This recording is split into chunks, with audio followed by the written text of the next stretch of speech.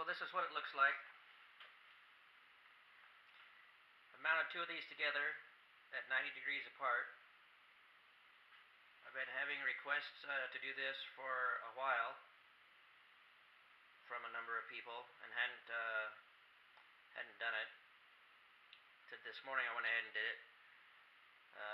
I make these things and I have a bunch of them around, so why not try it? And instead of having someone else have to try to get a hold of two of these things or do it themselves.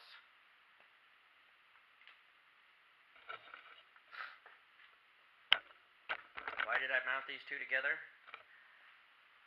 Well, this one goes in and out, obviously like normal. This one goes across this direction, and the reason that's attractive feature is for working up to your plunge lines. If you've seen in the videos that I've done, I will move the entire, I'll loosen the clamp and move the entire guide over, creeping it over to find my plunge lines. This gets rid of that gets rid of the need to do that. This will creep the guide over either direction you want to go. We'll take a look at it here. Alright, so you have your knife in there and you're grinding and you're ready to move over to cut your plunge line, and so this will allow you to creep the guide over in small amounts. I'm making big adjustments to show on the video, but really you would want to just go very small amounts to get your plunge where you want it. Now for probably the hobbyist knife maker, this isn't going to be an affordable solution.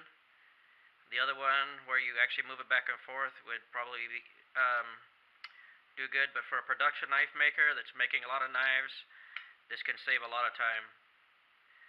It is possible to put a digital readout on this as well, like I have over here on this one.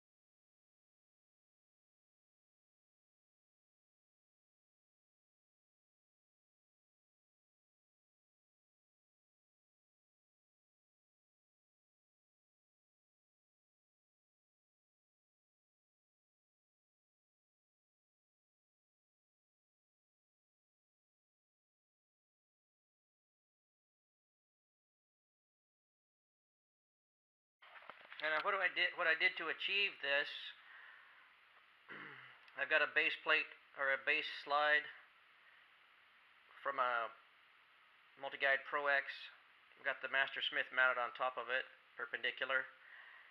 I made an adapter plate here, which is just it's a 1/4 inch plate, 4 inches wide, about 6 inches long, way longer than it needs to be. I didn't know how long to make it, and I had a bunch of these laying around in my scrap heap. So I used one of those.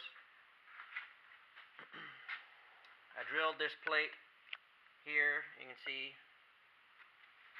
a little bit. I drilled it to match these 4 holes here so that it bolts straight on. And then inside of it, going this direction, I drilled 2 mount holes that match the mount holes in the bottom of the Master Smith. So there's 2 holes going this direction.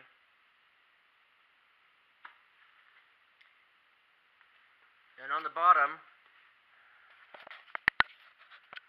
to get this one to mount perpendicular to the mount, this is my swivel mount. Normally the holes are aligned this direction.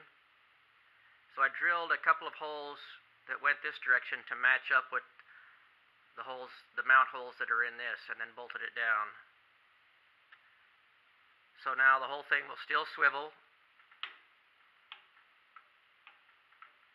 I've got it put in so it won't swivel very far at the moment, but the whole thing will still swivel, so that feature is preserved, and then it'll still swivel this way as well.